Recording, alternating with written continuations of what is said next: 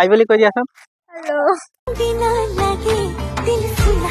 শুনা না, মই মানে কাতি মাহ চলি আছে ন, তো এটা চাইডি আছিলে এটি ক'ব পাৰি ন। কাতি মাহত দেৱালী পদূলি তুবা তুলসী, কাতি মাহত দেৱালী পদূলি তুবা তুলসী, এদিন মই হৈ যাম তোমাৰ ঘৰৰ আলহী।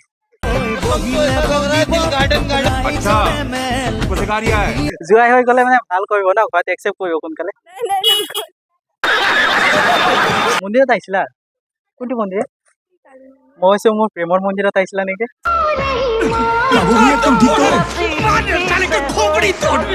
তোমাৰ নামটো কি আছিলে? তন্ময়। তন্ময় মানে মনটো জয় কৰিব পাৰি আৰু। शानदार विचार रखते हैं। ইমান ধুনীয়া কিউটি ছোৱালী ন, তো কিবা কৈ দিয়া আৰু মোৰ চেনেলত। আৰু ৰ'বা, এই কবি চেল্ফি উঠি লওঁ ন, প'জ দিয়া।